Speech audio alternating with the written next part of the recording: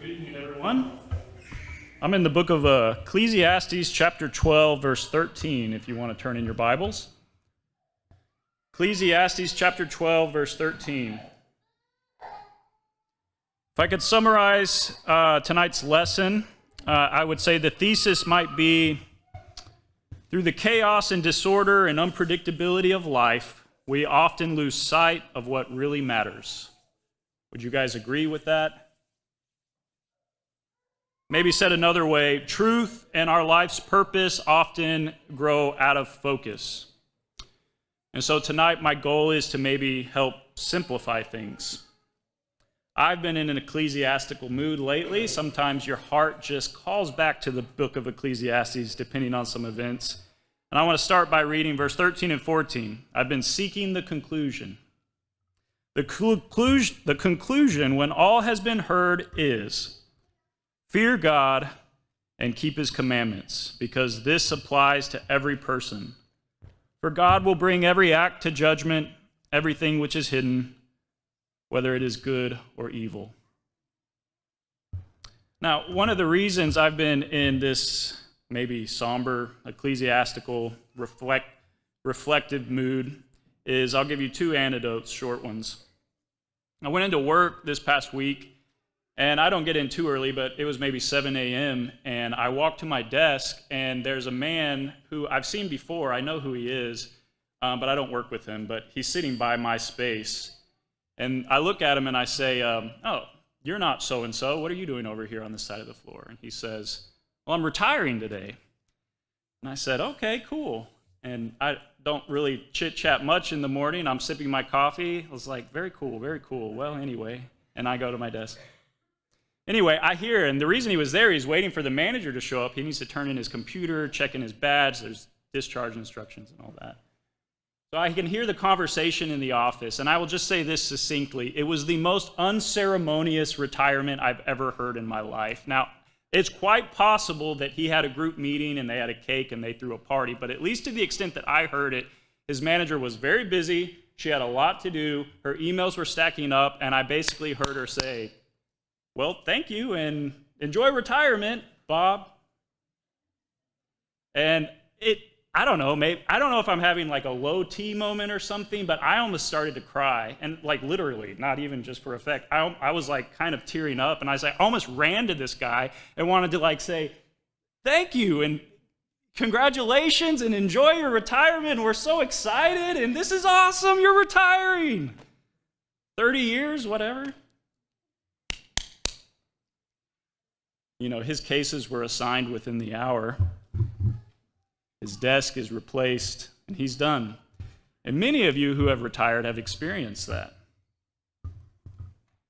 The second thing that happened that put me in this ecclesiastical mood is same week, maybe the next day, I don't remember, I came to the office, and I've been chit-chatting with a guy who's very brilliant in our office. He's just ridiculously smart. And I was talking to him about a case the previous week, and I got to my desk, and it was quite early, and I got a text from a peer who was on vacation, says, what's going on? I heard Joseph passed away. Joseph is the guy I was talking to the previous week. I've known him for years, worked with this guy.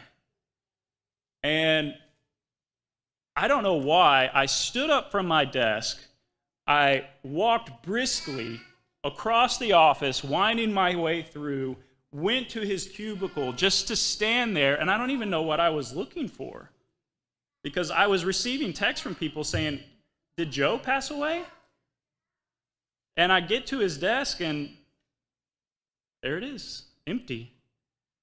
And then sure enough, yeah, he died over the weekend. We don't know why. But there's a stapler and his pens, and his calendar was hung up and pinned with highlighted dates and little things to do, jotting here. There's his desk space, and he just stood up one day, left work, went home, and then died. Man, life is so unpredictable. He was going to retire in 5 years, quite ceremoniously, I imagine. So how do I simplify things? This isn't intending to bring you down, but these are earthly things that could bring you down if you don't have fulfillment in things that matter. So what matters? This verse says, fear God and keep his commandments. What does it mean to fear your Creator? Well, I would submit very briefly tonight, humbly submit to him with an open heart, knowing that he knit you together in your mother's womb, knowing that amidst all the world's chaos and injustices you see in the news, you see at work, you see in your life, God reigns, Jesus reigns high above all rule, authority, and power and dominion. Start there. Know he spoke the universe and all matter within it into existence. He was in the beginning, he'll be there in the end, and he's invited you, specifically you, to be united with him and in his church. He's invited you to be citizens of his kingdom, to be of his household. And what's even more, he wants you to be a dwelling for him in the Spirit. Your body, your heart, your mind, this church, a dwelling of God in the Spirit. Fear God and keep his commandments. Be freely devoted in love to your Creator's purpose. These two things, in the end, after you conclude all things, is all that matters. And so if you're a new Christian, if you're trying to make sense of things, if you're trying to figure out your purpose, I would submit first, lay aside the shackles and chains of sin that bind you to this earth. Lay aside the things that enslave and entrap your minds and bind your purpose and allegiance to an ever-moving mirage of fleeting fulfillment. That idea of chasing a mirage is something of nightmares.